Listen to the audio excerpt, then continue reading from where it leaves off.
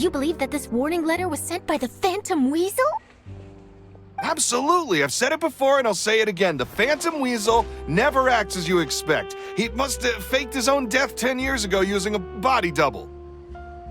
Now that he's back, I'm sure the guards who worked on his case back in the day are in for a headache, but however this turns out in the end, the one thing it won't be is boring. Couldn't agree more. As a journalist, I'm gonna get a lot of mileage out of this one. Thank you, sir, for your time. Now, whom should I interview next? Huh? Hey! What a coincidence! Fancy meeting you here. Perfect timing. So, the Phantom Weasel's latest warning letter. What are your thoughts?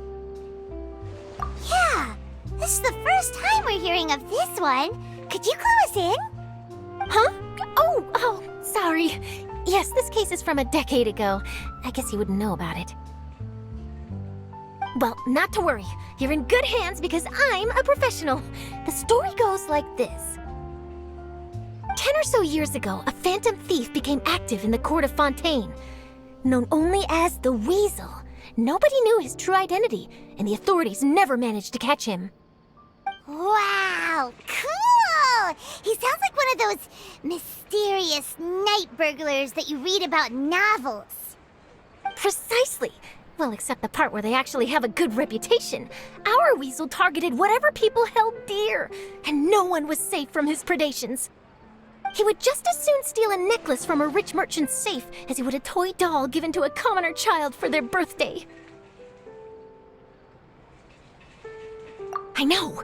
The phantom thieves you read about in novels rob the rich to pay the poor, but this guy did not discriminate. Unsurprisingly, this didn't work wonders for his public reputation. Every man and his dog wanted to see him behind bars. Yeesh. So, did they catch him? Not exactly. There's a good chance that the Weasel would still be at large to this day if it hadn't been for an accident 10 years ago. A magician named Caesar fell to his death in a botched high-altitude escape performance. When the police went through his personal effects, they found a hoard of stolen loot and gadgets used for criminal activities. And that was how the Phantom Weasel's identity was revealed to all.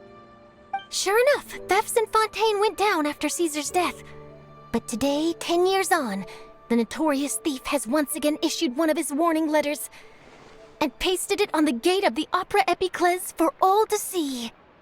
I had to squeeze through the crowd this morning to get a photo as soon as I heard. Here, it's this one. So, this is the warning letter, huh? Let's see what he wrote.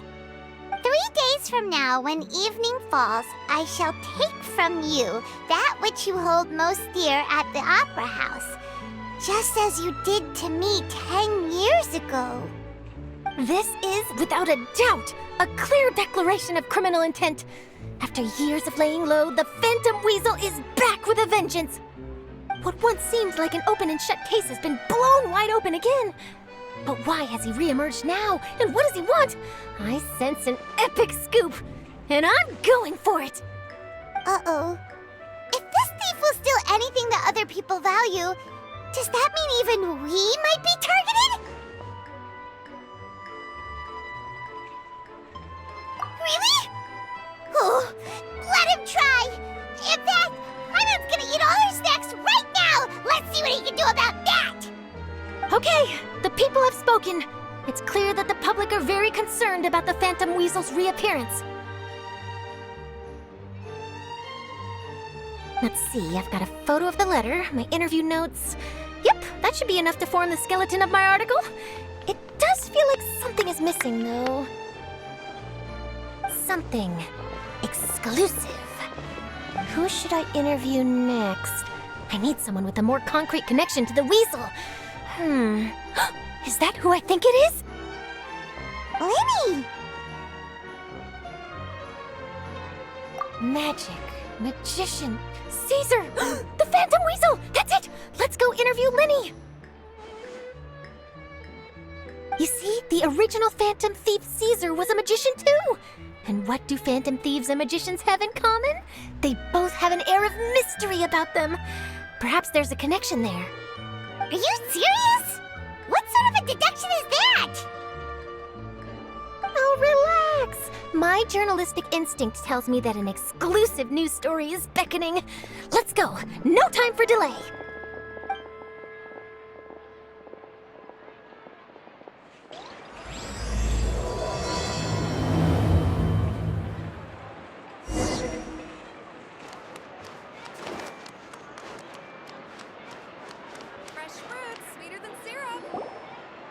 Wow, Mr. Magician!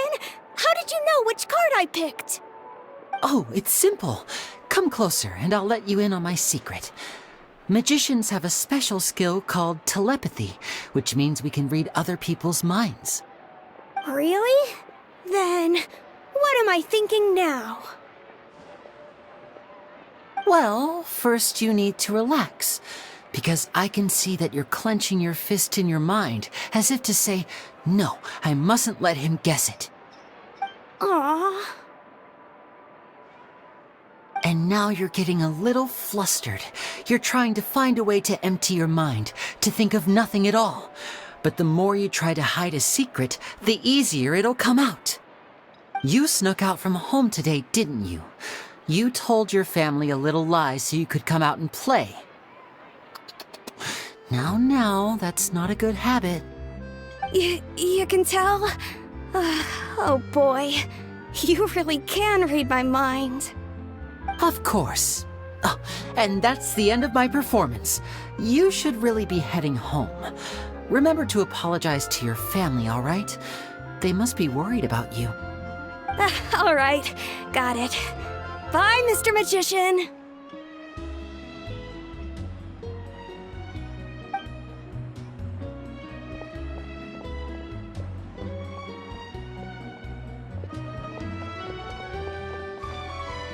Hey, Lenny?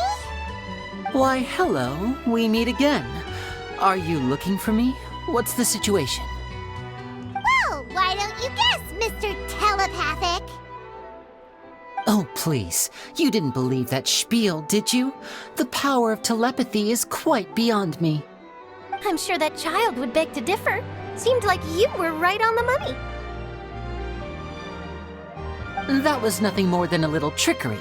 I made an educated guess based on his micro-expressions. That, plus the fact that he was the only kid here without his parents, and he looked as guilty as sin. He made it easy for me. You guys, on the other hand, let me guess. Don't tell me you're here for the Phantom Weasel, are you?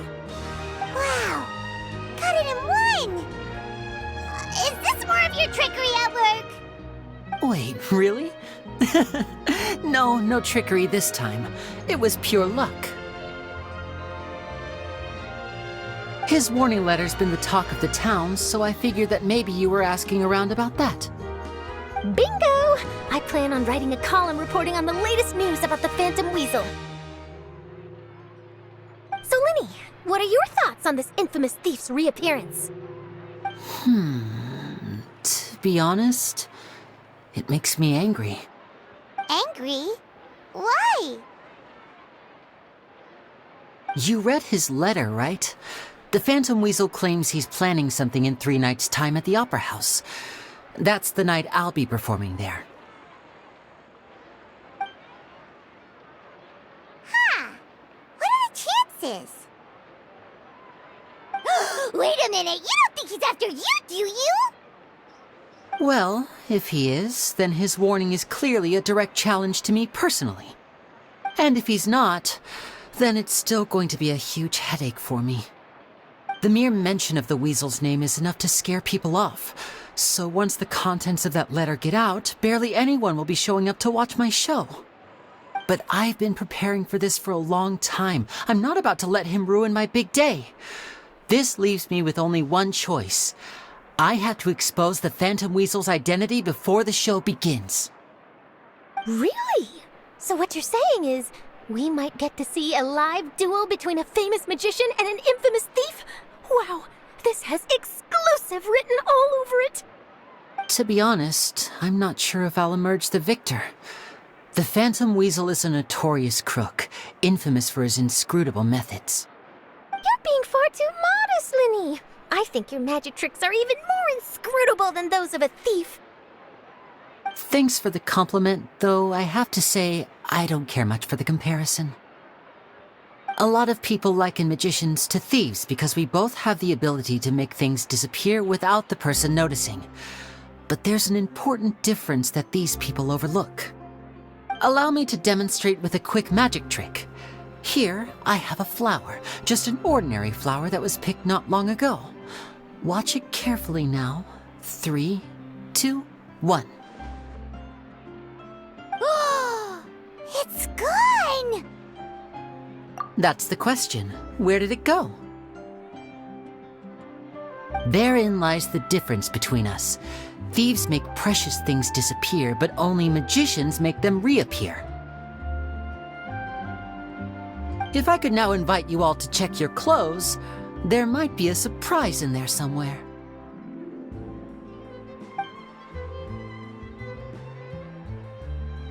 A surprise? Let me see!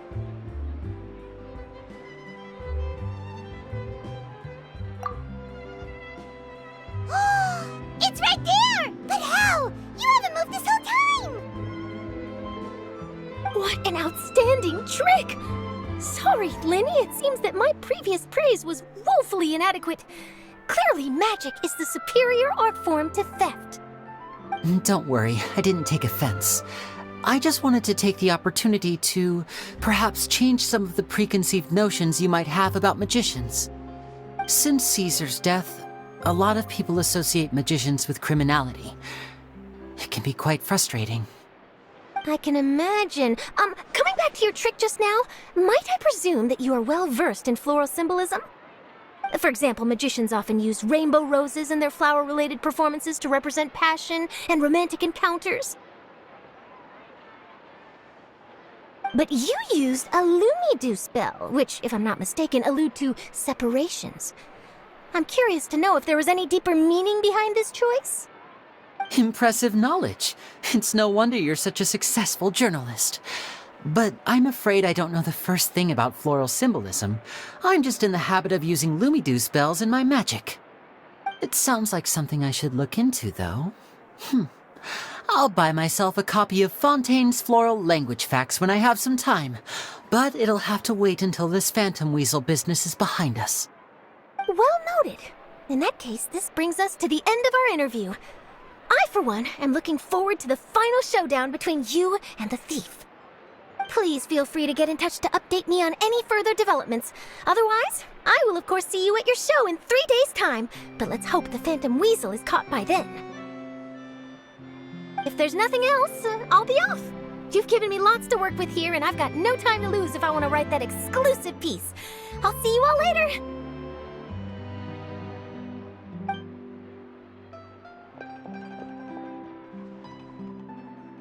So, Lenny, are you gonna tell us how you did that flower trick now?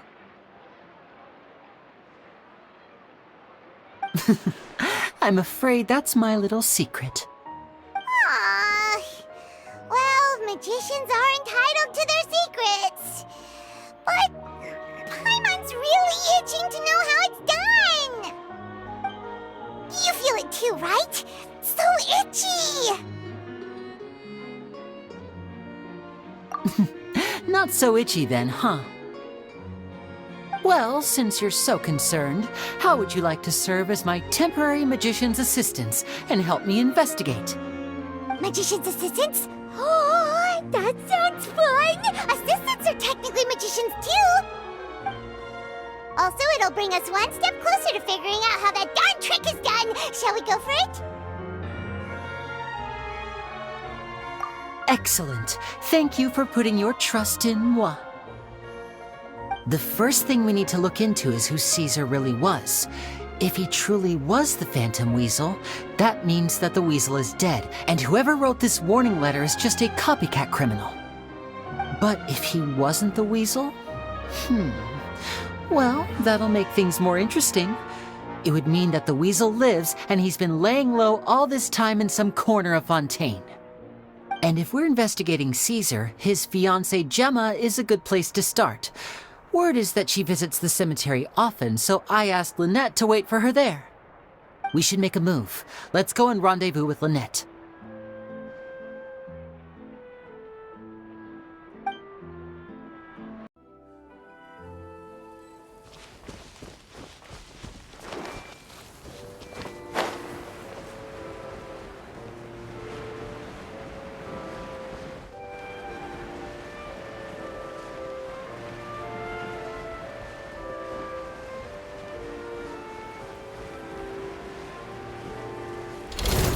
Commit it to memory. There is no escape!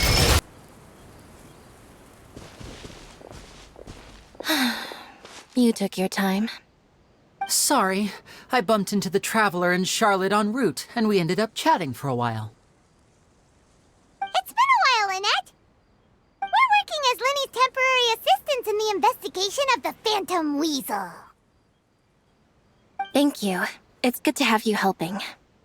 So, what's the situation? Have you seen Gemma? Nope. I've been here a while, and she still hasn't shown up. How bizarre. Maybe it was bad intel. Well, we won't get anywhere by standing around waiting. Traveler, Paimon, let's go ask around.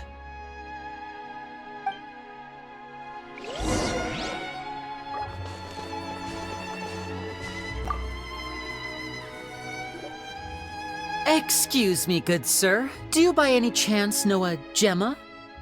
Gemma? You mean Caesar's fiancée? Sure I do. What's this about?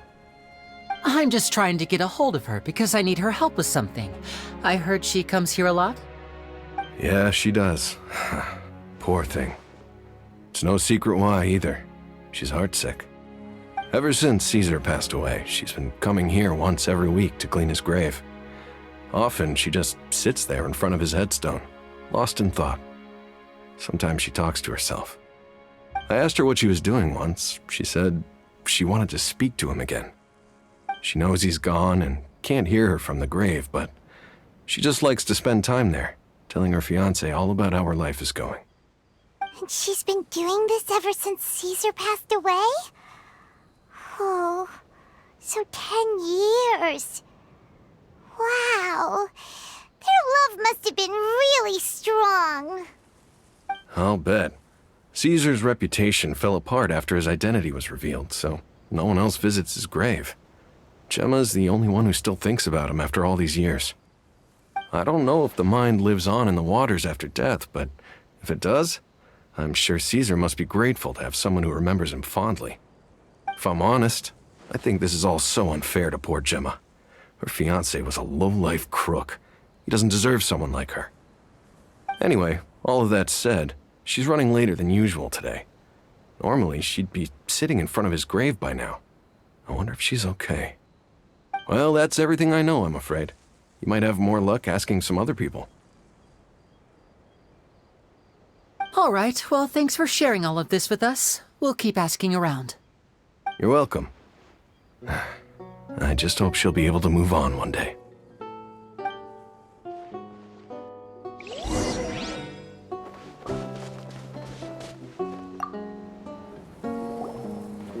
Did you hear the news? They're saying the Phantom Weasel's back. You're kidding. Wait, isn't he dead?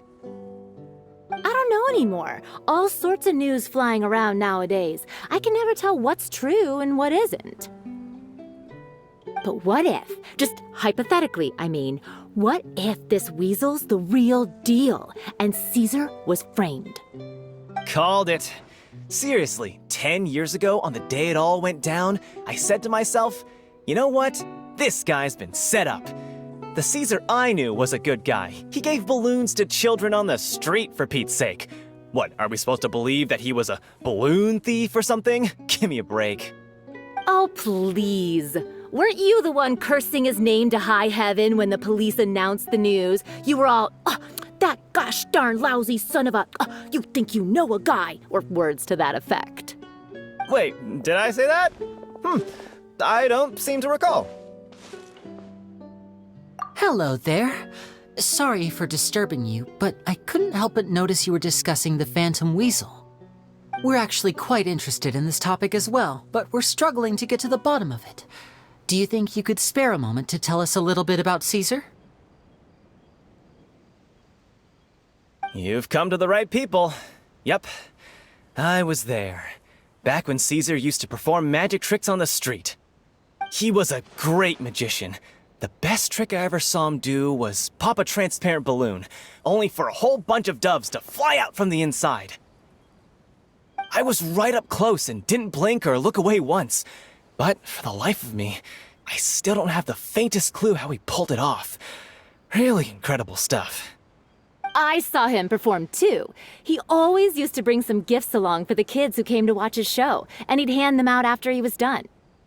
Sometimes he even got the kids to write their wishes down, and then he'd make the items on the wish list appear in his next show. He doesn't sound like such a bad guy. But after he died, there were also rumors that he used the wish list to find out what was precious to people, with the intent to steal it later. As I'm sure you know, the Phantom Weasel would steal just about anything from anyone. Whatever the case, now that the Weasel is back, Caesar's become a hot topic once more. I bet Gemma must be pleased. If Caesar's name gets cleared, maybe it'll finally give her some solace after all this time. No, speak of the devil. That's her over there. If you've got any more questions about Caesar, she's definitely the one to ask.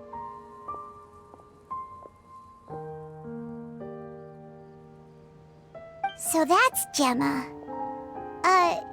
Is it just Paimon, or does it look like something's wrong? Wait, it looks like she's injured. Come on, let's see if she's okay.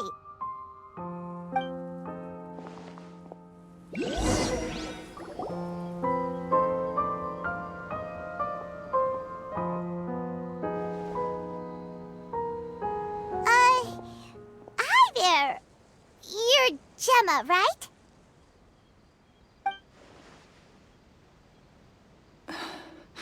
Who's asking? Don't be afraid, we mean no harm. It looks like you're injured. How bad is it? Thanks for your concern, but you didn't answer my question. Who are you, and what do you want with me? My name is Linny, and this is my sister Lynette. My name's Paimon, and this here's the Traveler. We're investigating the Phantom Weasel. The Weasel posted a warning letter this morning. If he still lives, that means that Caesar was falsely accused. You knew Caesar better than anyone else. So if you're willing, we'd love to hear what you think about all this. I promise you can trust us. We won't hurt you. In fact, we'll do all we can to keep you safe. I never believed that he was the Weasel. Huh. I suspected as much. Okay, so going back 10 years, do you remember anything strange in the weeks leading up to the accident? Did Caesar have a falling out with anyone, for instance? No, not that I know of. Got it. All right, sorry for disturbing you. If you don't have any more questions, please leave. I want to be alone with him.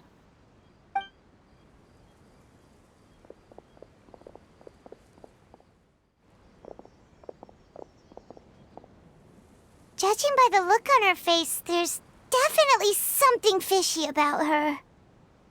She's lying. She definitely knows something. That's fair. We're just a bunch of strangers who showed up and started questioning her about things that happened a whole decade ago. It makes sense that she'd be wary around us. In any case, I doubt we'll get any further here, so let's call it a day. Meet me outside Hotel de Boer tomorrow, and then we'll start the next step of our plan.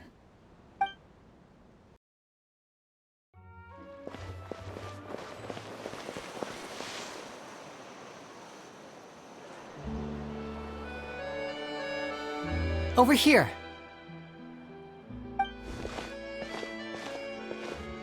Lynette's not joining us today?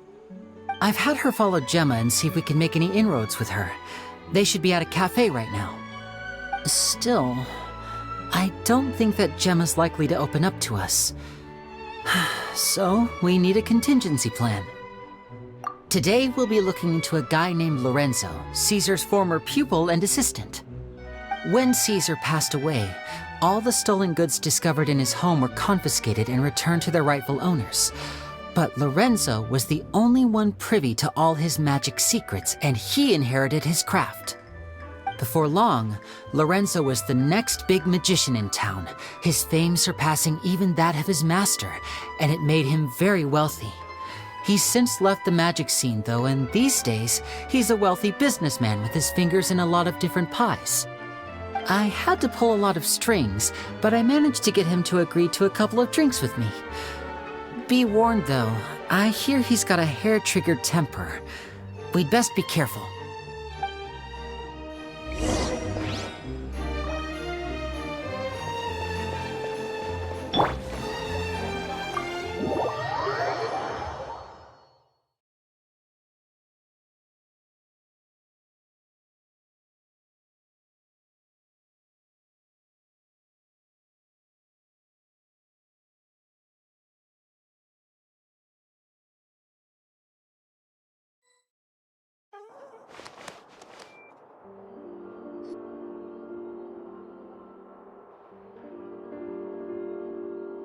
You neglected to mention that you were bringing 2 other people with you.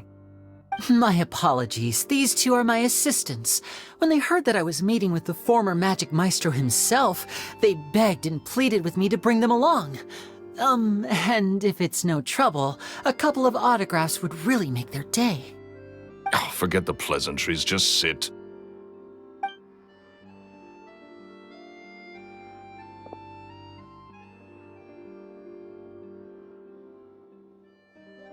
Get a load of this guy. Forget the pleasantries, he says, but he looks pretty happy about Lenny stroking his ego. I only agreed to meet since we're both magicians. Do me a favor and cut to the chase. I have more important things to do than drinking. Much obliged, sir. As it happens, the matter I want to address is also related to magic. Yesterday morning, a warning letter from the Phantom Weasel appeared on the entrance to the Opera House. He claims to be planning something for the same evening that I'm scheduled to do a magic show there. As such, I believe that I may well be his target. I have to get to the bottom of this to ensure that my show can go ahead as planned. Naturally, any investigation into the Weasel starts with a few questions about Caesar, who... What is there to investigate? Caesar was the Weasel and he's been dead for 10 years. So what if some sick creep thought it'd be funny to write a warning letter? It changes nothing. Are you trying to tell me you actually bought it? Please, sir, no need to get so worked up. I do concede that a copycat is but one possibility. Possibility? It's a fact, Lenny. Look, my patience is limited, so listen carefully while I'm still willing to put up with you. The Weasel is dead. Period.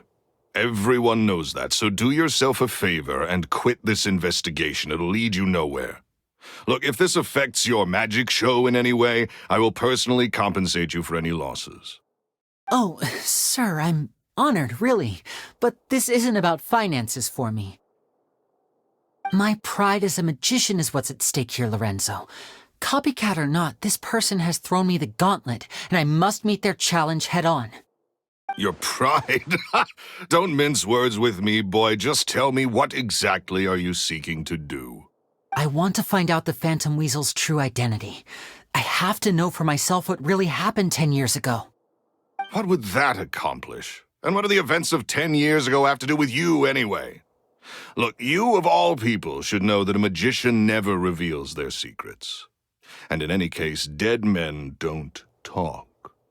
So if you really care about your magician's pride, then you'll forget about Caesar and move on. Uh-oh. This is getting awkward. Lorenzo? Is that? Oh, it is you! I know that big, booming voice anywhere. What's up, my man? Want to grab a drink with me? Another day, I'm busy. Oh, come on. You can't be all business all the time. You know what they say? Live fast, die young. You gotta learn how to kick back and relax once in a while. If I wanted your life advice, I'd ask for it. Now get out of my face and go be drunk somewhere else. Sorry, my good sir. I don't believe I've had the pleasure. Oh, hey! Edmondo. He and I are business pals. We worked together a bunch of times. This is your first time meeting him? Oh, he's always like this. Foul-mouthed and hard-nosed. Never heard a kind word out of this guy the whole time I've known him. And he wonders why he can't get a girlfriend, despite being, what, pushing 40, 30, something? Anyway, point is, a lot older than when he first got rejected by the girl he was into. And he's still into, from what I hear. Shut up and get out of my face. Another word out of you and you can forget about doing business with me ever again. Do I make myself clear? Sorry, I may have had a little too much to drink. All right, I'm gonna leave. Don't work too hard.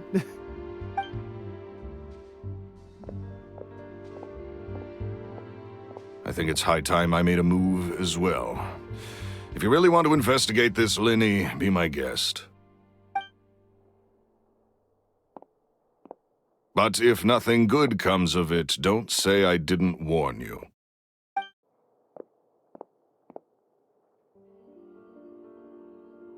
Well, that fell to pieces in a rather spectacular fashion.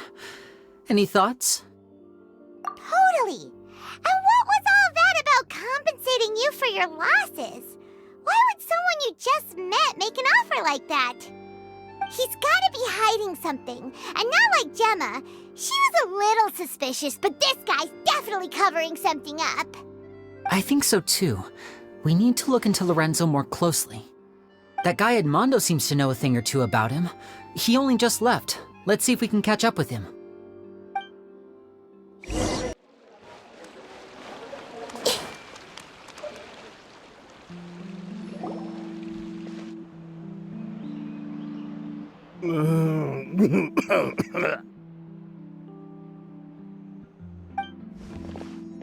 You okay there?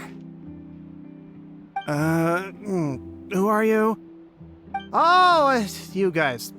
Don't worry about me. I must have had one too many. I just need to ride it out. I said way too much back there, didn't I? Yeah, I nearly talked myself into complete financial ruin. Note to self, no more drunken chats when Lorenzo's around. So, he was serious about threatening to cut you off? Ugh, Paimon knew he was a bad egg. Hey, keep your voice down. Don't go prying into Lorenzo's personal affairs. Bad things happen to people who ask too many questions or make an enemy out of him. What kind of bad things? Don't even ask. I'm sorry. I'm gonna have to cut this conversation short. I'm not crossing that line again. And take it from me, trouble with Lorenzo is one thing you don't need in your life. You saw him flare up back there. I don't know what you said to him, but clearly it touched a nerve. That's not a good sign. You're too young for this. Don't get in over your head. I'm leaving.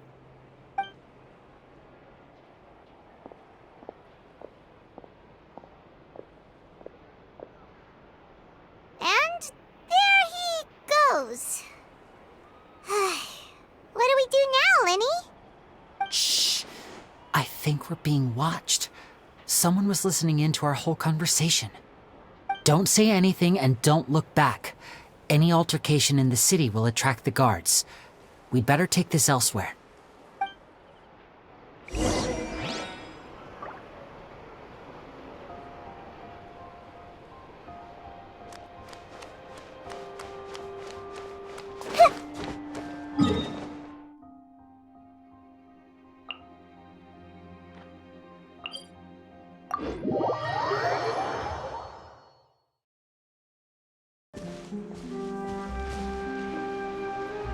You followed us a long way. Why don't you come out and introduce yourselves? So you're Lenny. And where's your sister? Ain't she with you today? Save us the trouble and go fetch her for us. Let's not drag this out. Paimon doesn't like the tone of your voice, mister! Who sent you, huh? Save your questions, missy. You ain't gonna need answers where you're going. Capiche? Looks like we can't avoid this fight. Now, I'm not the strongest fighter, so I hope you're ready to back me up. Don't worry, we got this!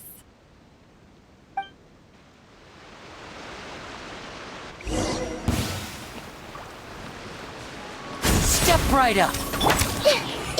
This might hurt a little. Shine down! Erase all threats. Curses.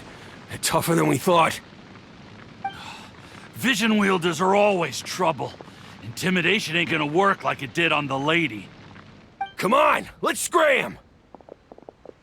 Hurry, wise guys! We ain't through with you yet! Oh, they got away! Did you catch what they said just before they left? Something about intimidating someone else. Sounds like they just wanted to rough us up as a scare tactic, and they've already done it to someone else, but who? You're right. She was injured when we saw her yesterday, and she acted like she had something to hide. Maybe she was too scared to tell us the truth because those guys had threatened her. Well, if that's the case, she should be more willing to open up to us once she learns that those thugs won't be bothering her anymore. Let's head back to the cafe and see if we can get any information from her.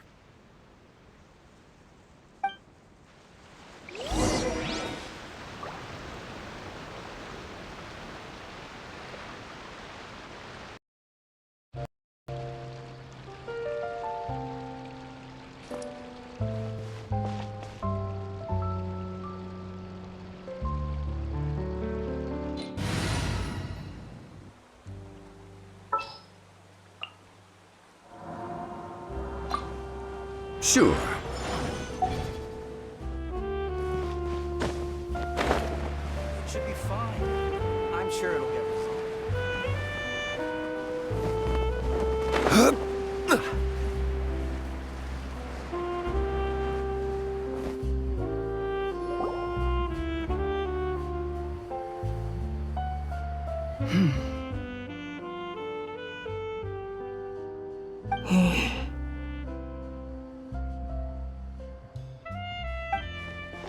Gemma?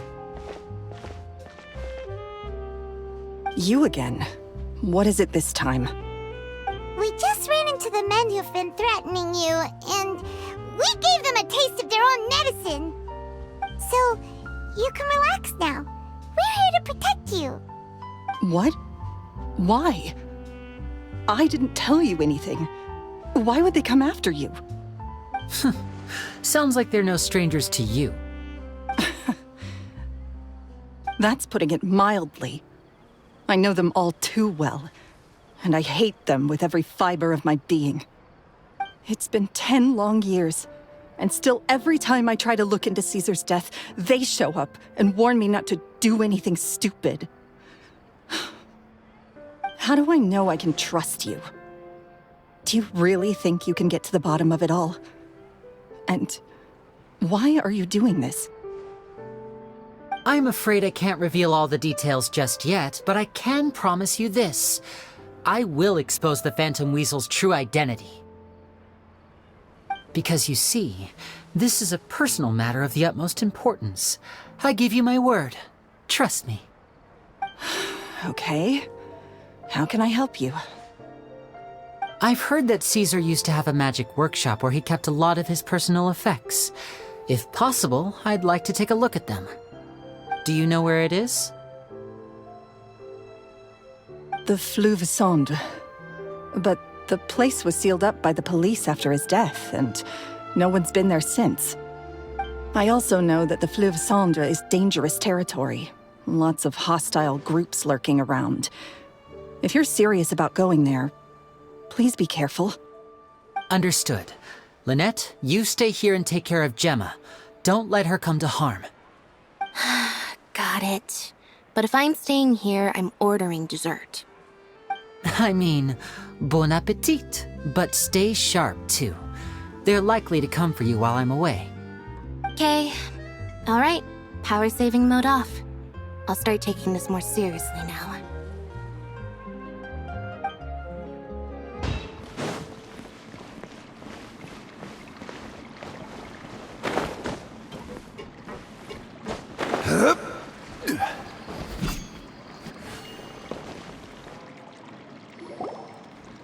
If Gemma gave us the right location, then the workshop should be right nearby.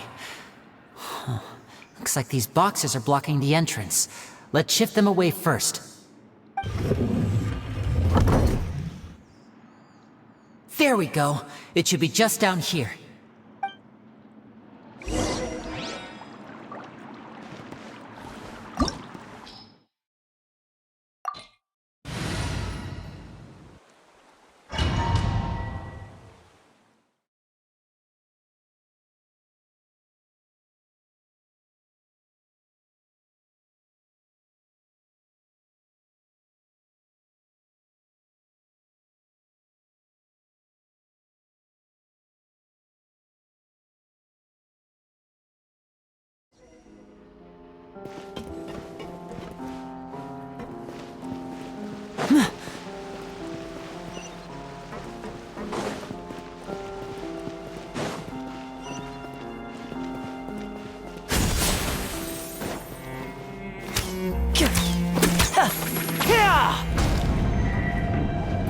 So this was Caesar's workshop.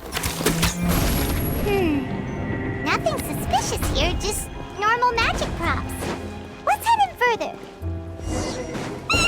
What was that? Oh, is this one of Caesar's gadgets? Guess we must have triggered some sort of device.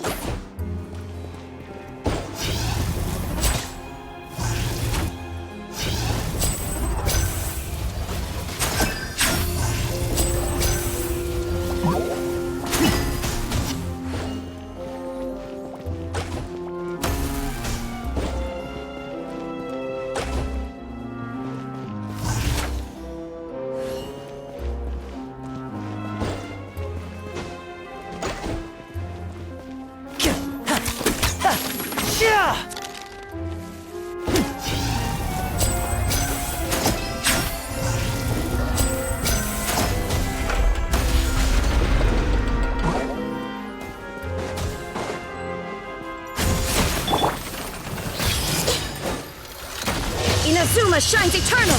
Illusion shattered!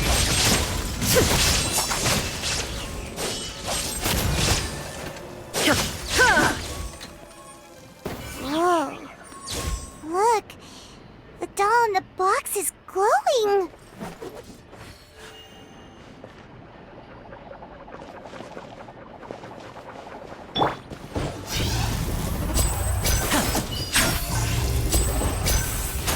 There's something written on the card on this doll. Let's take a closer look.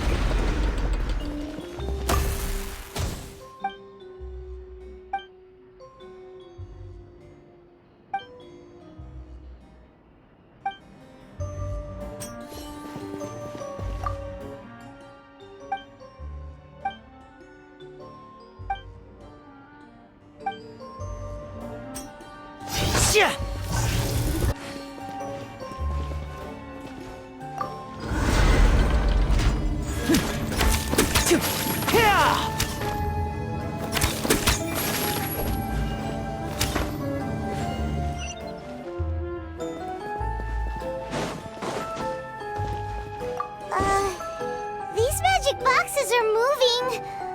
What do we do? One of them looks different from the rest. Let's investigate.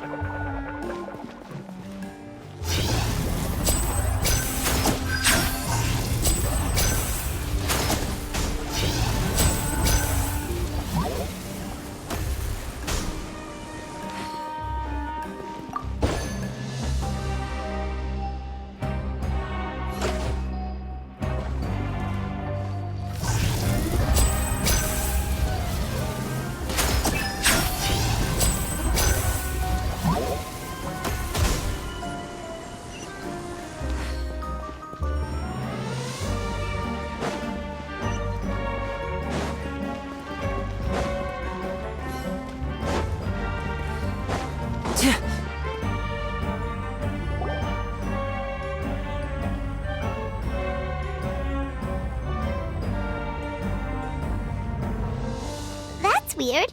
Have we reached the end already? There's nothing here. Maybe this was a wasted trip.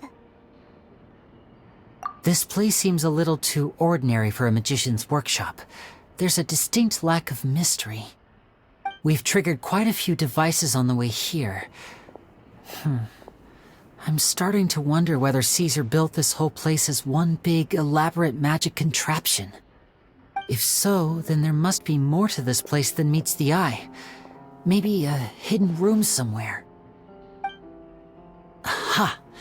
If I just move this book, then hopefully... and... presto! A secret passageway! How did you know? I'm a magician too, and apparently great minds really do think alike. Looks pretty big inside. Let's head in and take a look around.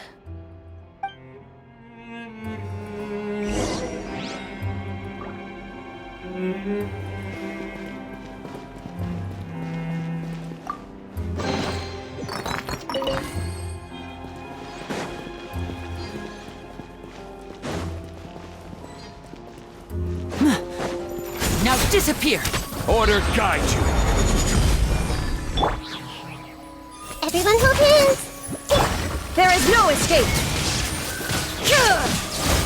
The thunder falls silent.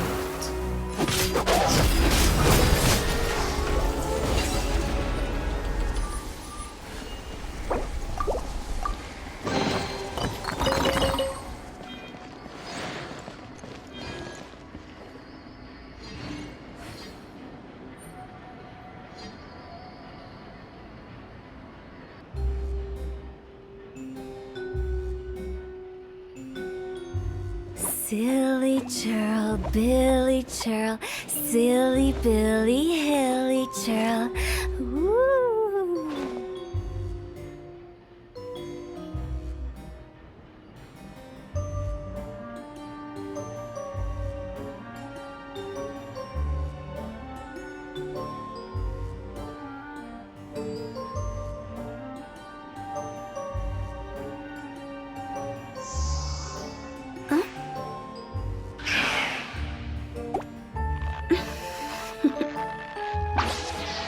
Toodaloo.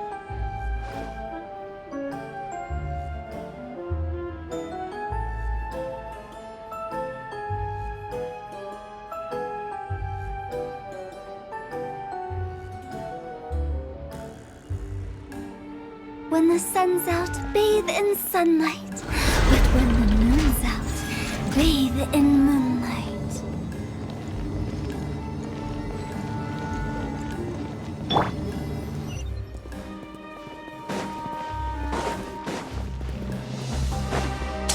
A round of applause!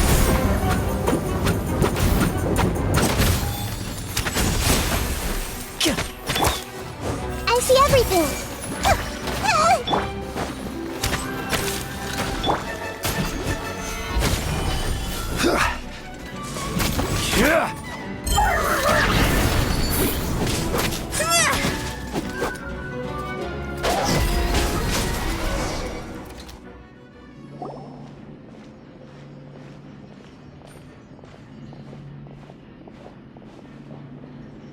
Why have you stopped, Lenny?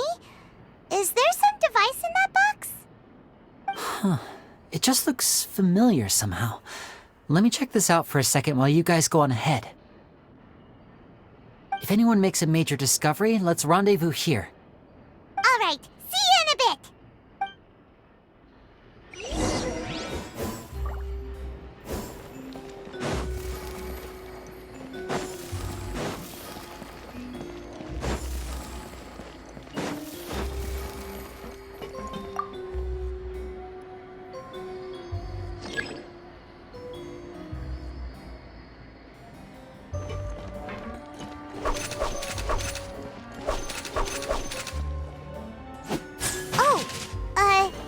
Seems like we can't step on the same tile twice. Guess we've got to finish it in one run, huh?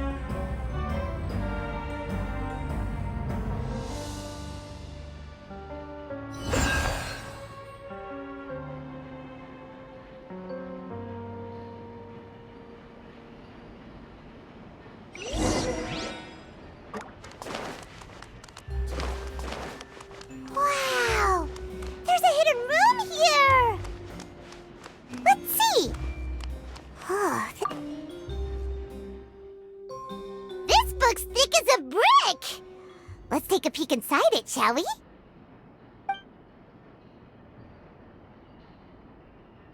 At one of my shows a few days ago, a child asked me how I pulled candy out of my hat. As a joke, I told the kid that the hat has a built-in wish-granting machine. Next thing I know, today a whole bunch of kids were pestering me to pull all sorts of things out of the hat. So I told them another white lie. The machine needs time to power up, but in the meantime, you can write your wishes down. Well, they took me up on that offer, enthusiastically. As I write this, I've only just got back from running around all over town, buying the things they wanted. Boy, are my legs sore. I wound up saving very little this month, but that's not a major issue. I now have a bigger problem. How am I going to hide all these things inside my hat?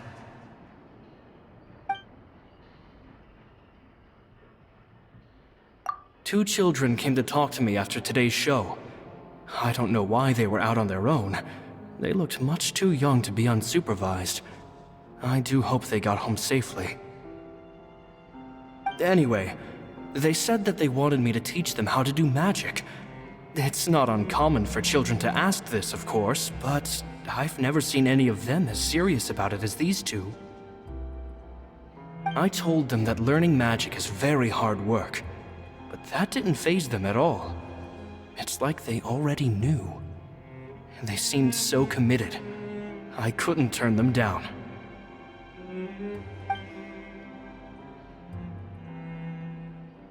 It seems like something's bothering Lorenzo lately, but he won't open up to me about it. Surely he's not upset that I agreed to teach those two children. I'll have to talk him around. I have a good feeling about those kids. They're naturally talented, and it seems like they're not new to the world of magic. They have all sorts of fantastic ideas. All I'm really doing is helping them develop a more professional standard training plan.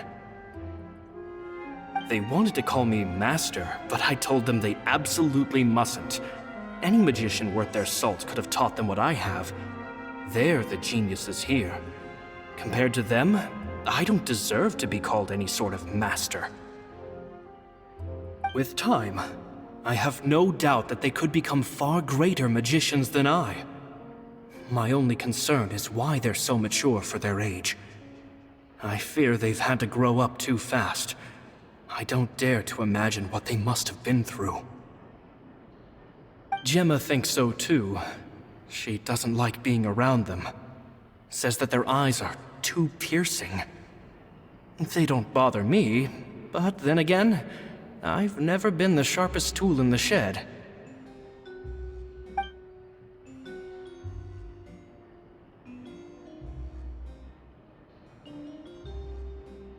It's nearly time for me to go on tour. I asked the two kids if they'd like to come with me, but they shook their heads. I once overheard them talking about their father and their mission. Sounds like their parents have other plans for them. I guess we'll be parting ways soon. It's only been 10 days since I first met them, but I think that I've gotten a feel for their personalities now. They're very tough, but also very cautious, and they trust no one but each other. This, I fear, is not a good habit to have. They hide things from me too. For example, when I asked them where they live and why they wanted to learn magic, they lied.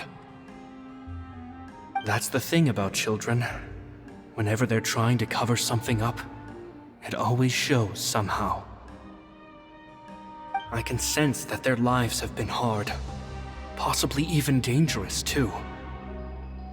They're not like other children. It's a shame that I can't do more to help them. After thinking things over, I decided to tell them a bit about how I see the world.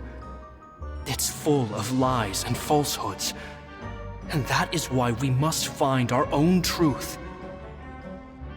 P.S. I hope they won't find my nagging annoying. Children are so opinionated nowadays. Will it do them more harm than good for someone they've only known 10 days to lecture them like that? PPS. Maybe I'm overthinking this. Children aren't interested in grand philosophies. It probably just went in one ear and out the other. I bet they've already forgotten every word I said. Oh, Caesar, Caesar. Just mind your own business next time.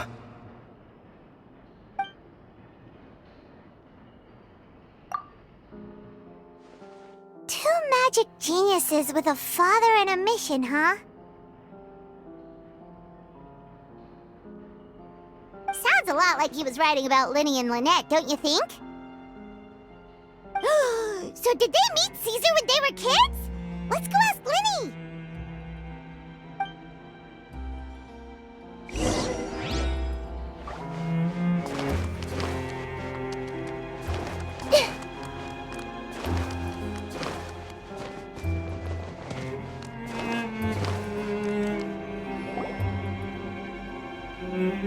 Linny?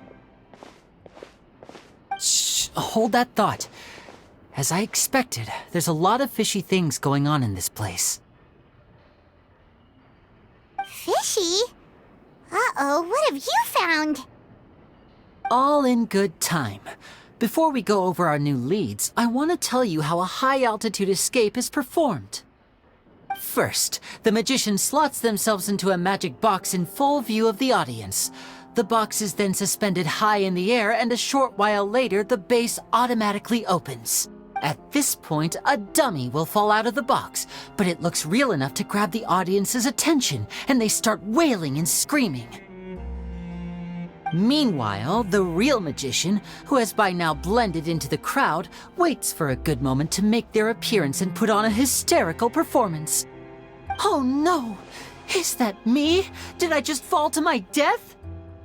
Very vivid description. Paimon can really picture it. And then what? The audience's gaze then turns to the magician, and by the time they realize what's happened, the dummy has vanished, as if everything that just happened was some sort of shared illusion. Of course, that's just how I think the process should work, theoretically speaking. The inventor of this trick never performed it successfully. When the box opened, Caesar was the one who fell out, and not the dummy. He fell right to the ground from the highest point of the opera house. No one could hope to survive that fall, not without a vision at least. And no one else has ever attempted this trick since. My understanding of how it works is just based on what I could gather from his notes and the relevant gadgets here in his workshop.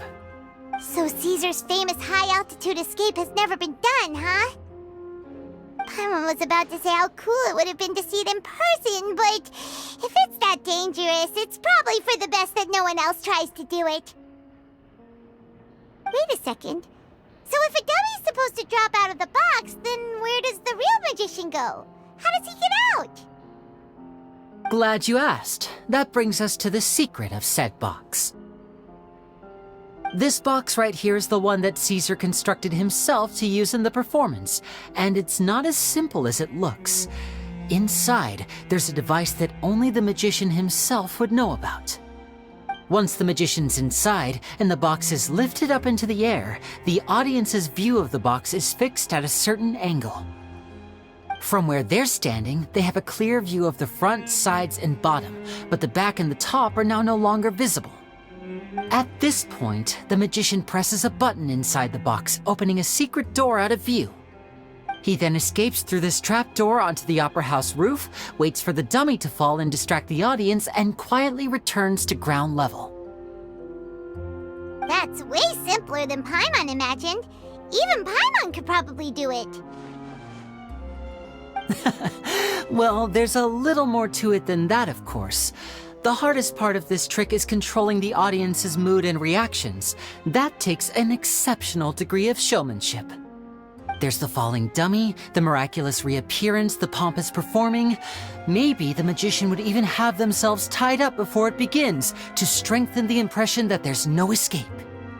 Many days and nights of careful research and painstaking practice would have gone into this, all culminating in a performance just a few minutes long, but one that still manages to transform the shock and grief of a tragic accident to the joy and laughter of a mesmerizing magic trick. Caesar was a highly accomplished magician. But unfortunately, even he didn't manage to pull it off. So, how did it go so wrong? You said you found some fishy stuff here. Have you figured out what really happened? I can make a pretty good guess. I looked into the case files. The magic box Caesar was using at the time of his death had the secret button I mentioned positioned on the right-hand side. And sure enough, he always used his right hand as his dominant hand in public. Okay. Nothing suspicious there. But here's the strange thing. Most of the devices in this workshop have the mechanism on the left-hand side, including this box right here, which leads me to believe that Caesar was in fact left-handed. Because a magician can't afford to have their most basic habits stand out too much. People naturally focus their attention on the most important details of the task or situation at hand. But a magician needs to be able to redirect an audience's attention at will so as to avoid arousing their suspicion. The essence of magic is getting people to believe a lie. If even the truth raises eyebrows, the falsehoods become all the more difficult to mask. And so, Caesar trained himself to use his right hand to align with his audience's expectations. Great magic always requires sacrifices. But in his most stressful and nerve-wracking moments, and when no one was watching, reflex would kick in and he'd use his left hand. That's why he set his gadgets with the mechanism on his left. Exactly. I think that's likely what happened. Caesar would have been under a lot of time pressure during the escape. He'd have had mere seconds to open the hidden compartment, retrieve the dummy, then open the secret door and make a swift escape. But I'm sure he was confident. He would have rehearsed countless times to the point where it was second nature. He'd barely need to think about what he was doing because muscle memory would guide him through. So he opened the compartment, took out the dummy, checked everything was in order, and then went to leave. With his left hand, he reached for the button, and suddenly, his heart skipped a beat.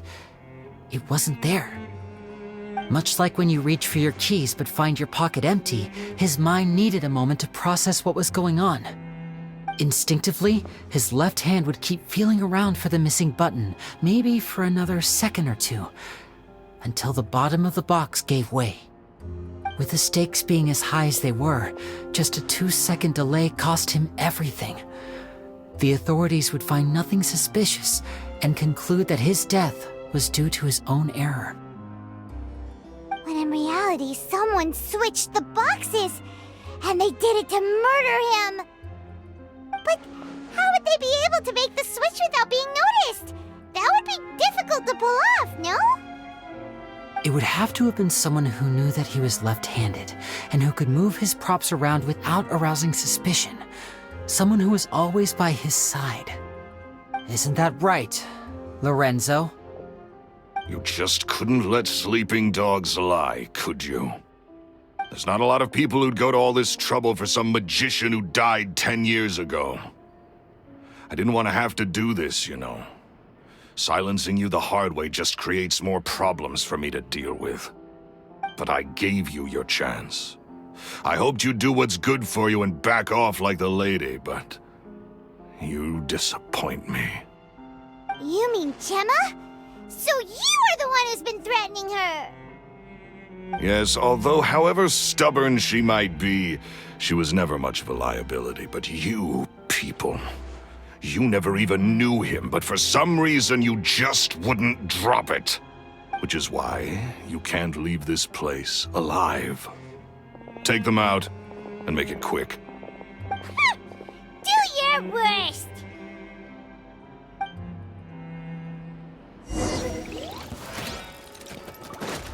Step right up. Share my knowledge. Shine detached from the world.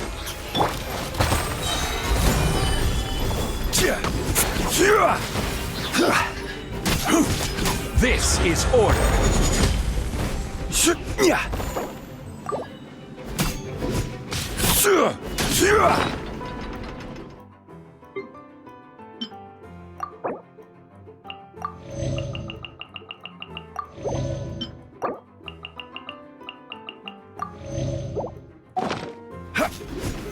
Stabilize. And voila! Commit it to memory.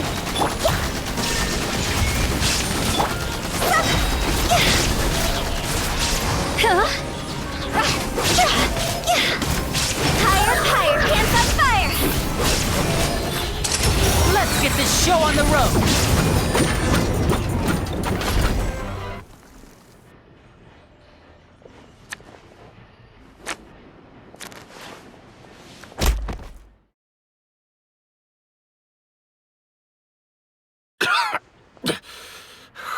You kids are tougher than you look.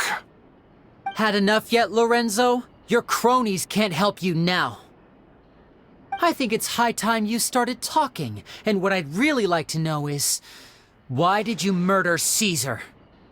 If I had a mora for every time you said that man's name. Of course you idolized Caesar, everyone else did. But I was the real genius magician. Me! He was just an amateur who did cheap tricks for gullible children. I was the one who made magic into the fine art it is today. The aristocrats doffed their hats to me! So it was jealousy. Jealousy. Hatred, more like. I hated Caesar. All he cared about was his magic. He lived and breathed it. He poured everything into his street performances and his stupid tours like it was just a hobby to him, never bothering to think about Mora. What sort of fool devotes their life to the art of deception and never has a Mora to show for it? But the people loved him, didn't they? Oh, how they looked up to him. No one gave me a second look. All I ever heard was, "Oh, your master's amazing, isn't he?" Amazing. Yeah, so amazing that he was completely broke. Every other apprentice was living it up at their master's expense, but no, not me. I put in all the work, mastered all the skills, and it brought me nothing more than the life I already had. He forbade me from using magic to trick people out of their mora. There was nothing he hated more than that. And with his reputation in Fontaine, it was too risky for me to go it alone. As long as he was alive, if I dabbled in my own brand of money-making magic, he would expose me, and it would destroy me. I had to kill him. There was no other way. He had to go. And this was your only motive? It was reason enough. What other motive would I need? Well, I was under the impression that there might have been other factors at play. For instance, maybe you were in love with Gemma, but she was engaged to Caesar. In love with Gemma? Don't be ridiculous. Guess I was wrong about that then. Next question. Are you the Phantom Weasel? I am. Caesar was so strict with me.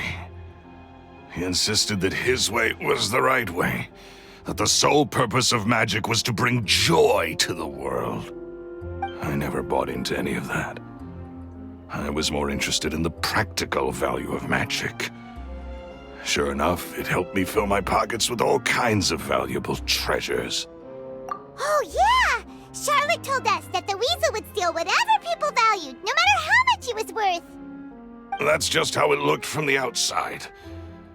What would any thief want with second-rate loot? I've only ever targeted high-value items. I stole cheap things as a way of practicing my craft. It was other people's overactive imaginations that conjured up the preposterous image they then dubbed the Phantom Weasel. So that's the story, huh? Well, I hope you're ready to tell it all over again during your trial. What choice do I have? You're a pack of wolves, and you've got me between your jaws. You've seen what's here, and my last-ditch effort to stop it getting out has failed. What else can I do? So be it. I've enjoyed power and wealth for the last 10 years, the likes of which Caesar could never give me. I wouldn't choose for things to end this way, but I regret nothing. Very well.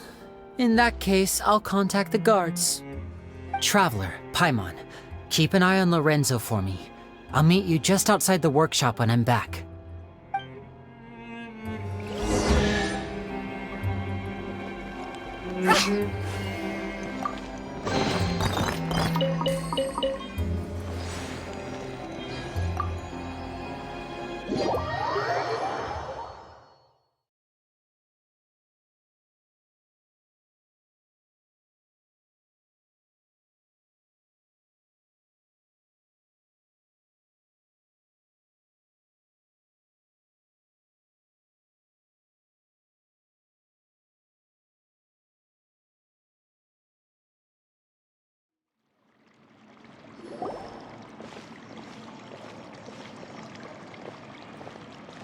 Lily has told me the whole story. Lorenzo, do you confess to the murder of Caesar and to framing him for the Phantom Weasel's crimes? Look who's finally developed a conscience. What kind of disciple murders their own master? I hope it was worth it, because there'll be hell to pay.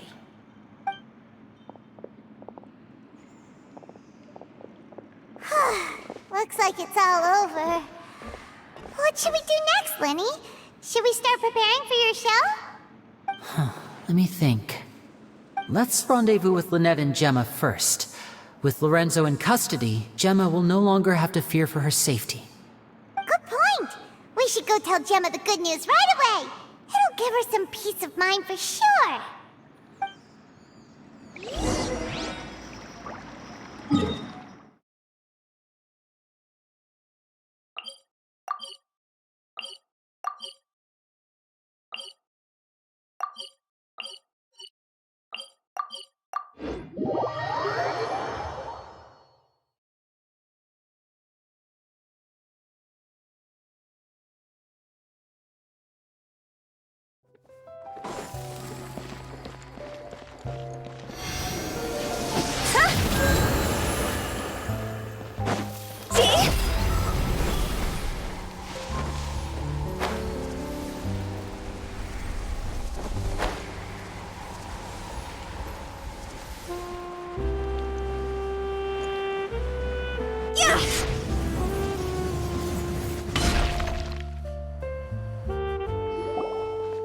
Ah, you're back.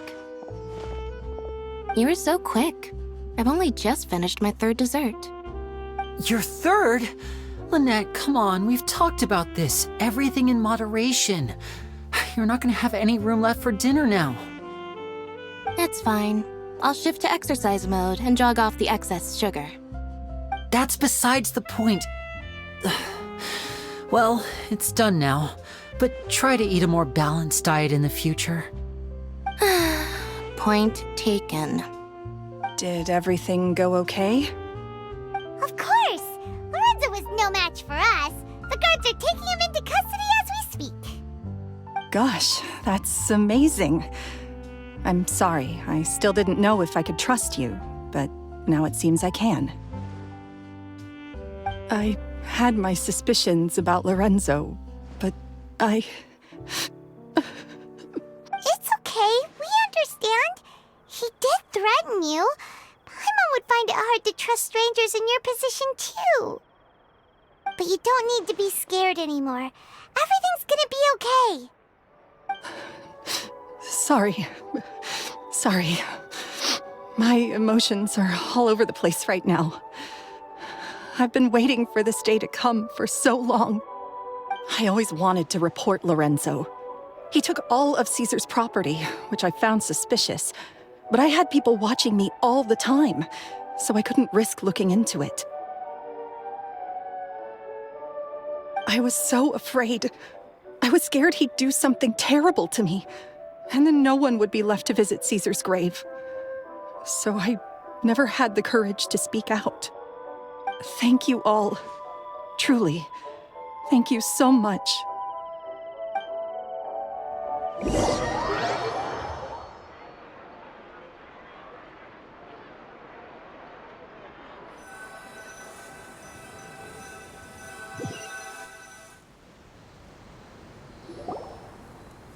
Thank you all for clearing Caesar's name. I never would have guessed that Lorenzo was the real Phantom Weasel. He never showed any signs that there were problems between him and Caesar in public. From the outside, it looked like they got along great. And to think that lowlife's been living life to the fullest all this time, while Caesar's name was getting dragged through the mud. It's a travesty. At least his soul can finally rest in peace now, thanks to your efforts. If only I'd realized before it was too late. Don't blame yourself, Gemma. This isn't your fault. Yeah, you still have the rest of your life to live. Caesar wouldn't want to see you spending it feeling guilty. Cheer up, Gemma. My brother's doing a magic show at the Opera House tomorrow evening. Would you like to come along? It might raise your spirits. This show will be a special one. We're holding it in Caesar's honor. In Caesar's honor? Really? Thank you. I'll be there. Great. We'll see you tomorrow evening. Traveler, Paimon, don't be late. Don't worry, we'll be there. No way are we gonna miss out on a free magic show. Wait, Paimon feels like we're forgetting something. Oh yeah, Caesar's diary! We never found out if the two kids Caesar taught magic to were Linny and Lynette or not.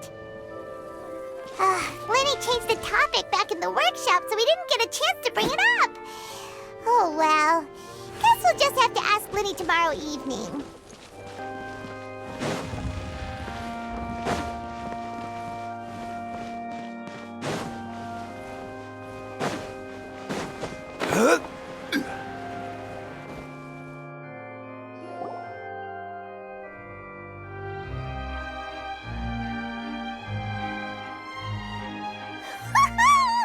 Paimon's excited to see another of Linny's magic shows! Wait. Lynette, shouldn't you be on stage by now? Not this time. My brother's going solo today. So I'll be watching with you. Good evening, ladies and gentlemen. I hope everybody's ready because the show is about to begin. The great magician Linny has prepared a spectacular show for us all tonight, concluding with an all-new grand finale that no audience has ever seen before. Wow! A new trick! Thank you all so much for coming. Now, prepare to join me on a journey through the mystical and miraculous.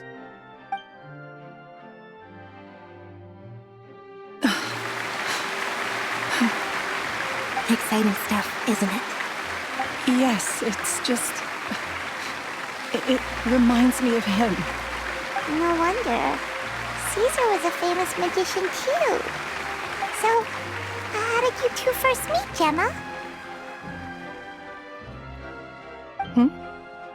Well, I was out on the street once, and I saw him performing for little children. Children love magic, because they're willing to believe in things that can't be rationally explained. Caesar had this amazing way of bringing them into a dreamlike world. And somehow, I felt drawn to him too. So I went up and asked him to do a trick for me. Aw, that sounds so romantic. What trick did he do? It was with a flower. He took it in his hand, snapped his fingers, and it magically appeared on my head. I was so happy that day. Oh, that's so cute! Actually, now that you mention it, Lenny's done that one before. Is that right? Then I suppose he's a romantic at heart, just like Caesar. So let's treasure the time we have with him. After all, you never know when the people dearest to you might be gone. That's right. It's all over now. Paimon doesn't really know how to comfort you, but at the very least, no one's gonna be intimidating you from now on. You can breathe easy at last, right? Right.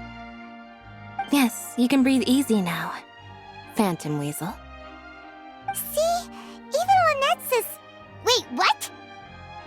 The Phantom Weasel? Lorenzo escaped? Where is he? What do you mean, Phantom Weasel? As Lenny once said, a performer's job is to commit fully to their role and put on a flawless performance for their audience. But once the bag of tricks is empty and the curtain falls, it's time to end the show. The spotlight is no place for someone with no more cards up their sleeve. It's been 10 years, Gemma. Aren't you tired of the grieving widow act? I think it's time to put an end to it. What are you talking about? Paimon doesn't like this riddle. Traveler, Paimon doesn't like where this is going. Come on, say something! Ladies and gentlemen, I hope you're all enjoying the performance so far. There will now be a brief intermission, after which Linny will perform the most electrifying act of tonight's show, the one we've all been waiting for. The final performance will take place outside of the Opera House, so please make your way outside in a calm and orderly fashion. The Phantom Weasel never did like public places, did they?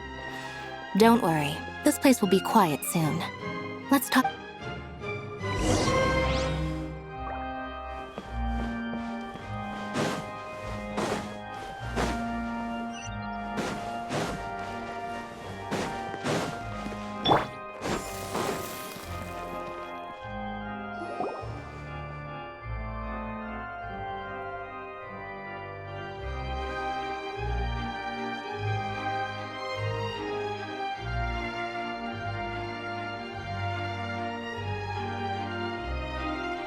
Dear me, this is awkward, isn't it?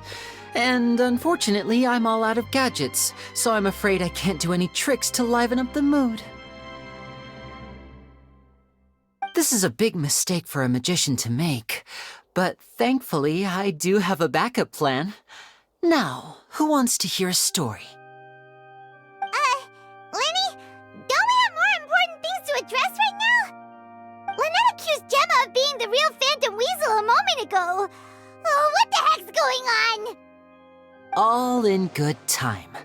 Magicians are good at guessing what people are thinking. I know the questions you want to ask. And as it happens, the story I'm about to tell might answer a few of them. Really? Well then, let's hear it! Paimon's dying of curiosity here! Let's go back to the very beginning. A decade ago, when the Phantom Weasel was terrorizing the court of Fontaine. She never missed a target, never left a trace, and no treasure was safe from her thieving hands. But as her infamy grew, so did the readiness of the police, and her opportunities to act became ever fewer. Every day, she ran the risk of being exposed for who she was. Of course, she could not simply take this lying down, and before long, she found her ticket to freedom. She would create a scapegoat, a false weasel to close the chapter on her behalf. After weighing her options, she set her sights on a renowned magician, Caesar.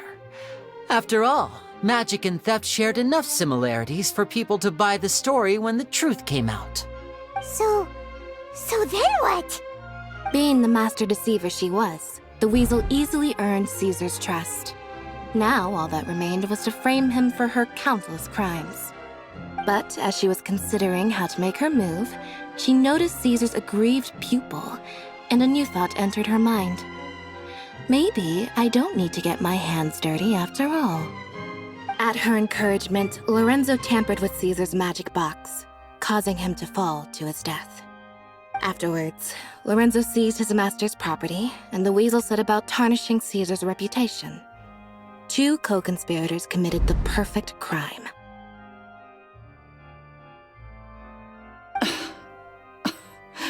I've got to hand it to you. You're both exceptional storytellers. It's enough to make even me wonder whether there was really another mastermind behind all this, pulling the strings. But I just have one question. You seem to think that I am the villain in this tale. What's brought this on, Linny? Is it something that Lorenzo said? Don't worry, Lorenzo said nothing at all. But I never believed that he was the weasel, and in fact, my investigation only made me more certain of that. He was too forthcoming with his confession, as if there was something else he was trying to hide. How disappointing. So you'd sooner trust Lorenzo than me, even without a shred of evidence?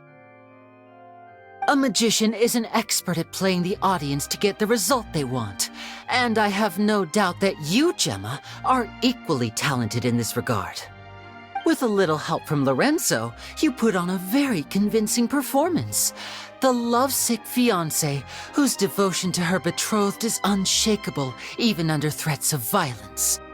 Caesar was maligned and hated by all for 10 years, but you? Everyone sympathized with your plight. Who would suspect for 1 second that the lovely young lady always seen weeping in front of Caesar's grave was actually the mastermind behind his demise? No, not that poor lady. Perish the thought. Wait, so you mean the whole intimidation thing was just a hoax? Gemma and Lorenzo were both in on it? But why would Lorenzo agree to that? And why didn't he sell her out even at the end instead of admitting to being the weasel himself? Yes, why indeed?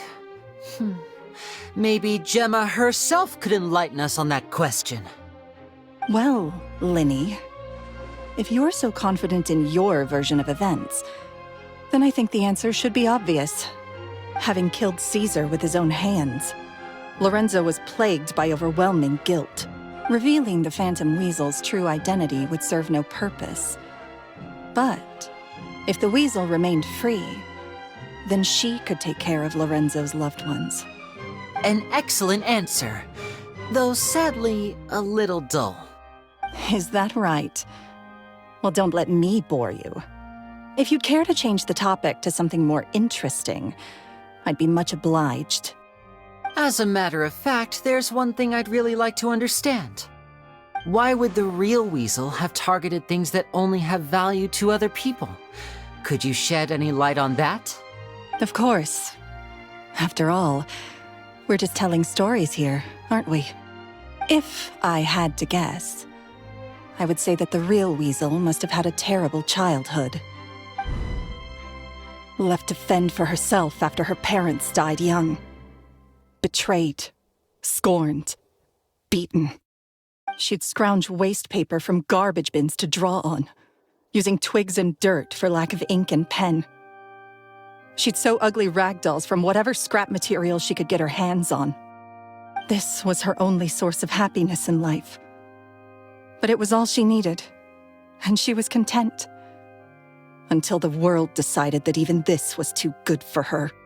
Once again, she was betrayed. And this time, everything was taken from her. She felt like life was a miry pit that dragged her further down the more she struggled to escape. At that tender age, she should have been happy. Instead, she stood in the shadows and watched with envy as all good things in the world passed her by. This was a fate too cruel for anyone to bear. Her pain became a breeding ground for dark thoughts. Thoughts which festered and grew into a twisted solution to her troubles. I detest the happiness of others, in all its forms alike. I will rob them of everything they hold to be good and true. and it will fill the void in my soul. That's some pretty heavy stuff. Now it all makes sense. Does this story satisfy you, Linny? Yes, it is quite to my tastes. Thank you for helping to clear up my confusion. Huh. That's right. What drove you to write that letter, Gemma? What were you trying to achieve there? Because without that, none of this would have ever come to light. She didn't write the letter. After 10 long years, I'd hoped that the Phantom Weasel would be consigned to the history books by now. But it seems like someone still wasn't ready to let her finally be at peace. Linny. Or should I call you the Phantom Copycat now? You were the one who posted that letter outside the Opera House. But why? Very sharp, Phantom Weasel. Still as shrewd as ever. Well, no need for me to be coy about it. Our goal was to clear Caesar's name. The most straightforward way to change the public's impression of Caesar was to force the Weasel to show themselves. That's it? You had no other agenda? Of course we did. We made it quite clear in the letter, I believe. I shall take from you that which you hold most dear, just as you did to me 10 years ago. 10 years ago? You mean Caesar's death? You met him? Wait. Oh, I get it. You were those two obnoxious kids. It's been so long, and you're all grown up now. I didn't recognize you. He taught you magic back then, didn't he? For what, 10 days or something? And you went to all this trouble. Why? Because you feel like you still owe him something? We remember all our debts, however great or small. 10 years ago, Caesar's reputation was torn to shreds and his legacy was thrown out. 10 years on, and no one cares what the truth is anymore. But we did not forget, and so we came to find you. And? What exactly did you take from me? I'm still standing, as you can see. Lorenzo has admitted to everything. I'm free. Free? Do you really think so? Caesar once told me that even though the world is filled with lies and falsehoods, we must find our own truth. I think that applies to you too. Truth can take many forms. Prized possessions with nostalgic value, fervent hopes and dreams, and irreplaceable people. Life took many things from you, and those wounds never healed. When they ached unbearably in the dead of night, stealing became your way of numbing the pain. What are you trying to say? I'm saying that for the last 10 years, you've been living a rather uneventful life. Perhaps that's because you found something other than a life of crime to fill the hole? Back to Lorenzo for a second. He murdered his own master, played along with your act, and took pains to make sure any suspicion would be directed towards him. But what did he have to gain from all that? He knew who you were and the things you'd done, and despite that, he was willing to give everything up for your sake. He's the reason that you haven't felt the compulsion to steal in all these years. You're more than just accomplices in murder. You're the only real friends each other has. So I think you know, deep down, that he is the only truth you have in your life. But that truth is gone now. And I guarantee you, you'll never see it again. Congratulations on your freedom, Gemma. Your freedom will cost you dearly. From now on, you'll be all alone in a world full of lies and falsehoods. I do hope you'll be able to bear it. You've still got a long life ahead of you after all. Gather round, one and all. The time has now come for the amazing Linny to perform his final act in tonight's show. I'm sure you're all wondering what he has planned for the grand finale. Well, Wonder no more, for the answer is a death-defying high-altitude escape. A high-altitude escape? I'm sure you all remember the magician Caesar. This was the very trick that led to his fatal fall, after which he was dubbed the Phantom Weasel. But we have now learned that Caesar was wrongly accused, and that the real Weasel has now confessed to their crimes. Guess that's my cue to leave. Whew. I've been practicing this one for ages now, but I'm still a little nervous. Traveler, Paimon, I hope you enjoy the rest of the show. There may be a lot of people watching tonight, but you alone are my true witnesses.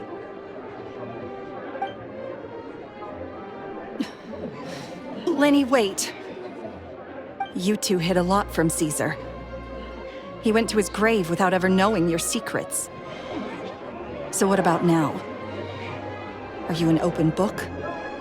Or are you still the same as ever? You don't have to tell lies to end up isolated and alone. One day, you'll end up exactly where I am today. Maybe then you'll finally understand. You're wrong.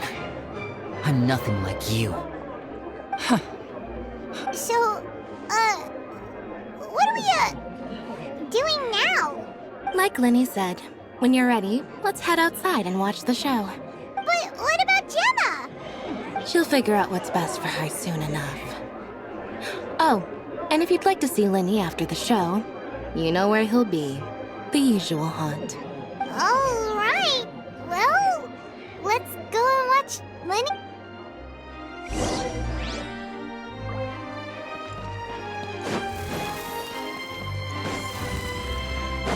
Huh? Phew.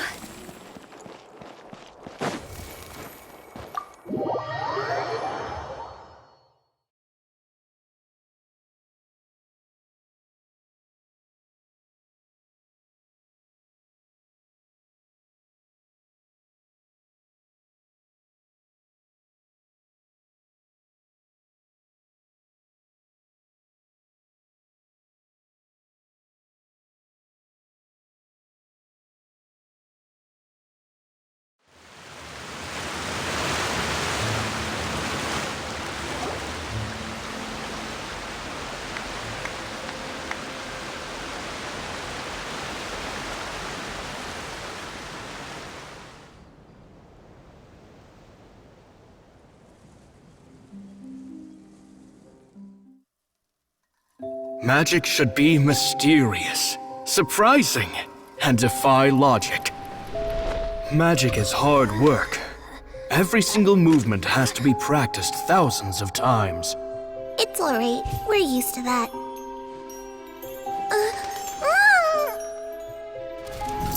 We're sorry. You've taught us so much, but we can't tell you the whole truth. It's okay. Do you still remember what I told you? This world is full of lies and falsehoods. I only hope that one day you can find your own truth. What about you? Have you found your truth? Magic is my truth. I want to perform a magic trick so great that people will always think of me when they talk about it. For a magician, what greater honor could there be? Look! Behold! Lenny is sealed inside the box. Will he manage to escape? 10 years ago, Caesar attempted this very trick, and it was at this precise moment that...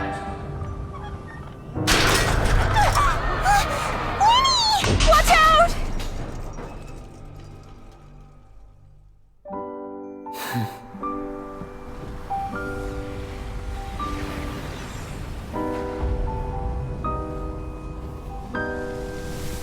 Mysterious.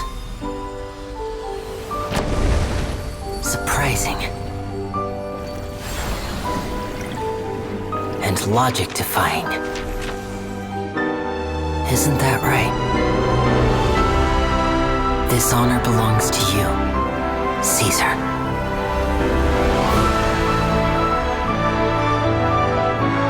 I'm just sorry it's a little late.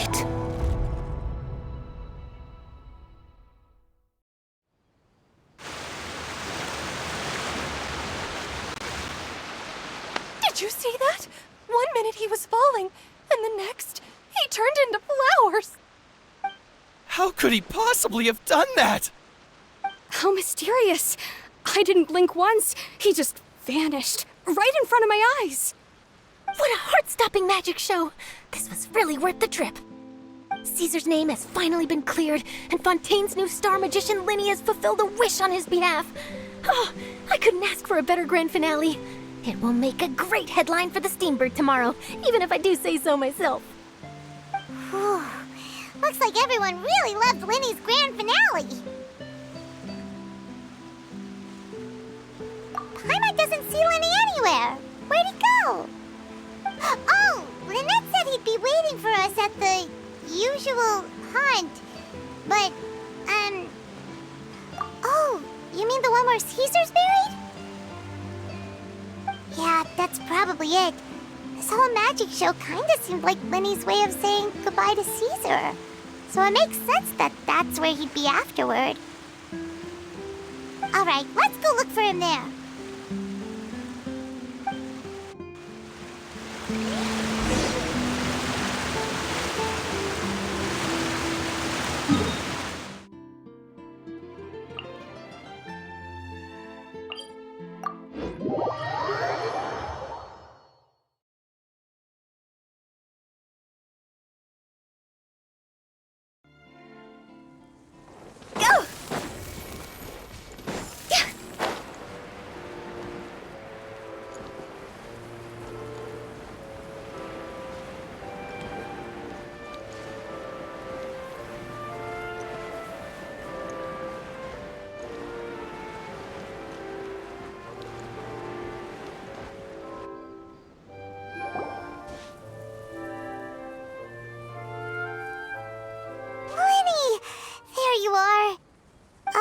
Are you alright? Paimon was scared to death when the chain broke. Paimon was sure something had gone horribly wrong. Magic is a performance art. A magician has to get creative to keep the audience on tenterhooks. That's our job. So I tweaked Caesar's original setup a little to keep it fresh. I was honestly a little nervous during the live performance. The thought of falling, suddenly feeling weightless, seeing the sky and the ground spinning and spinning. Sometimes, I can't help but wonder what Caesar thought in those final moments. Did he regret taking Gemma and Lorenzo on? Or did he believe that it was his own slip-up right until the end?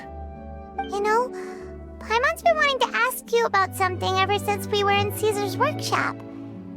You learned magic from Caesar once, didn't you? After I joined the House of the Hearth. To be honest, Lynette and I had an agenda when we approached him. I told you about my past before, remember? As a young boy, I survived by secretly learning magic from street performers. I'd watch their tricks and try to figure out how they were done. But I quickly realized that observation alone could only get me so far.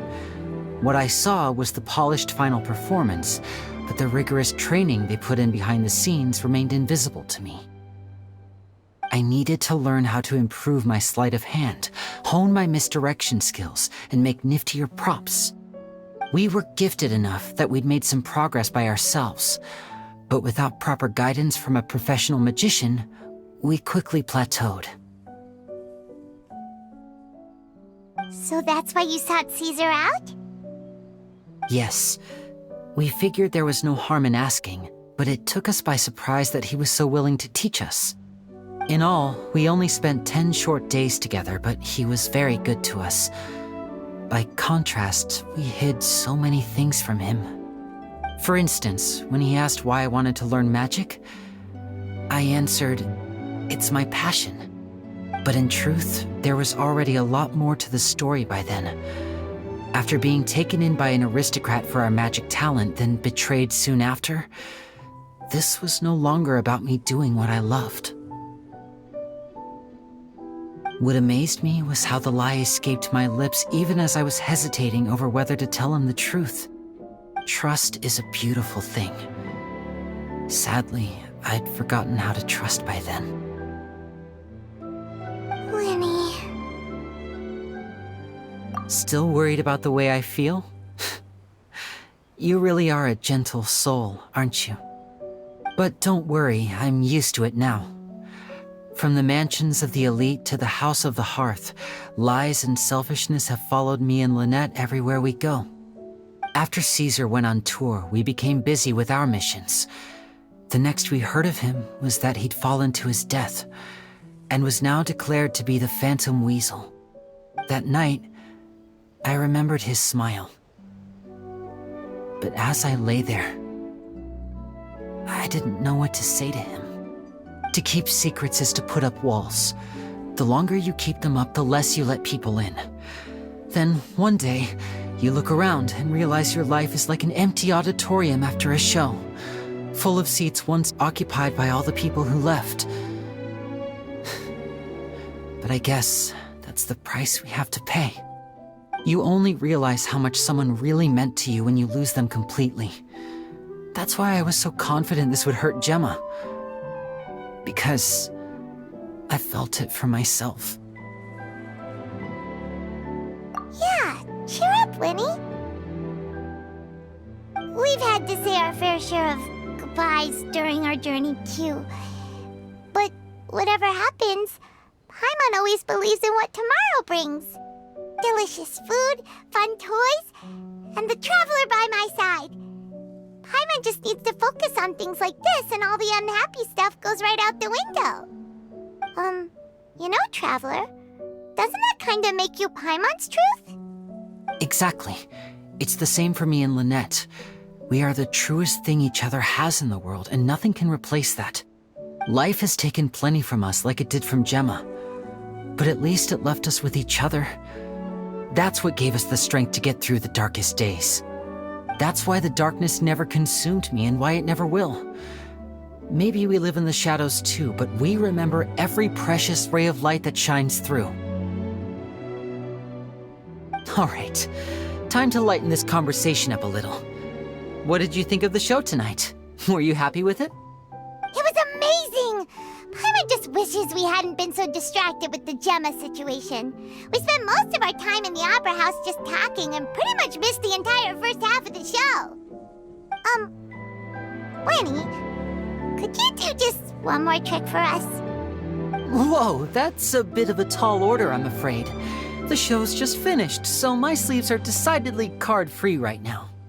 Aw, come on! Surely you can think of something. The Lenny Paimon knows can do anything if he puts his mind to it.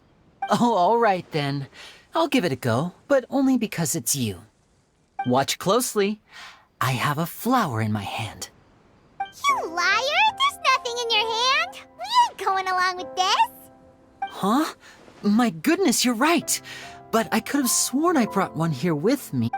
3, 2... Now, have another look around. Maybe the flowers appeared... Really? Let's see. Wow,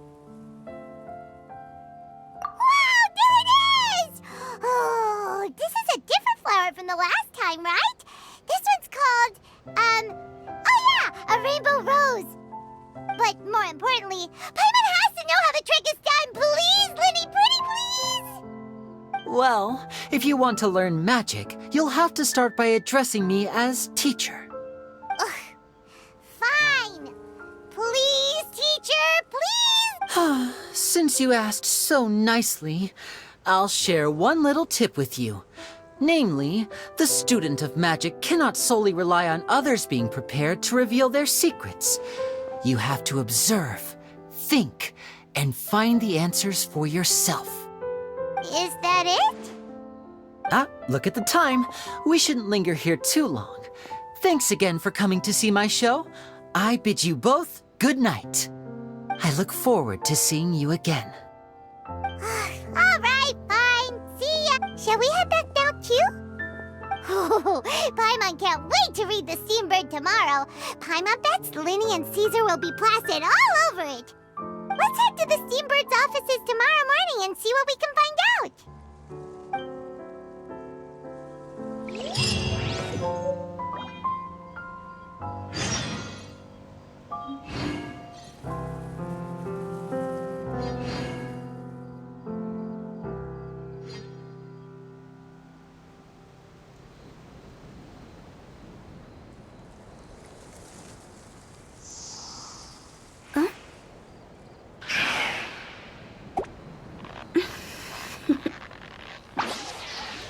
Toodaloo.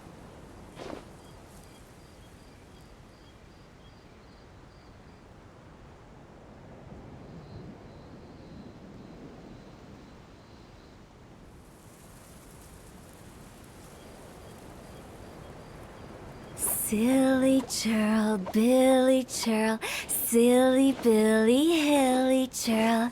Woo!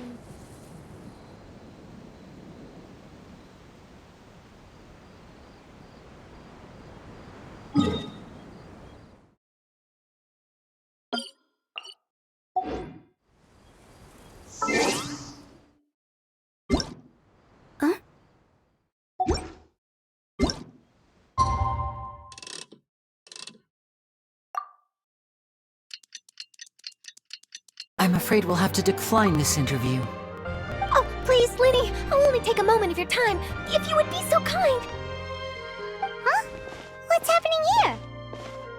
I spent all night writing my piece about the Phantom Weasel, and it was going to go to print this morning. But just as dawn broke, I suddenly received news that Caesar's fiancée, Gemma, had contacted the guards and confessed to having been the real Phantom Weasel all along. That was quick. Hmm? Too late, bro. That was quick, you say? It sounds like I've got some catching up to do. Please, fill me in. Whoops. Aha! My instincts did not lead me astray. You do have something to hide. Gemma turning herself in must have something to do with Linny's performance last night. Maybe watching my high-altitude escape trick reminded her of a better time with Caesar, and she could no longer ignore the voice of her conscience. Huh. Okay, then. Wait, no, there must be more to it. If that's all it took for her to have a change of heart, how did it take her 10 whole years? Well...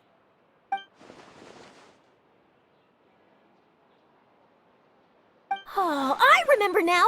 You and Gemma were nowhere to be found after the show. What happened between you? Quickfire question! Where did you all go after the show? Oh, we went to the cemetery and Linny did a private magic trick just for us. Actually, glad you mentioned it, because that reminds Paimon, guess what? Linny started using rainbow roses in his tricks. What? I don't recall ever having received a rainbow rose from you myself. Is this supposed to mean that they're more important to you than your own sister? No, I just, What now? Oh, did Paimon say something wrong again? This is getting pretty awkward. What do we do, Traveler? Seems like this interview wasn't meant to be. Well, never mind. There's always next time.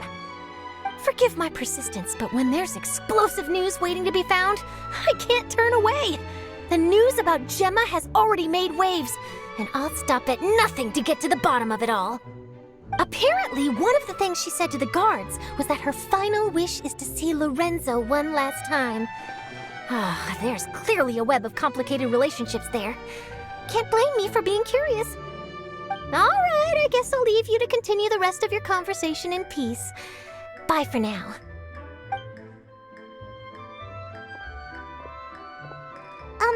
Lynette? Paimon didn't mean to...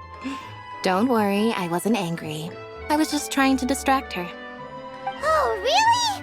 Oh, thank goodness. You scared Paimon there. Phew. You and me both, Paimon. You and me both. At least it did the job, right? Please, take good care of that rainbow rose. I'd be really upset if you lost it.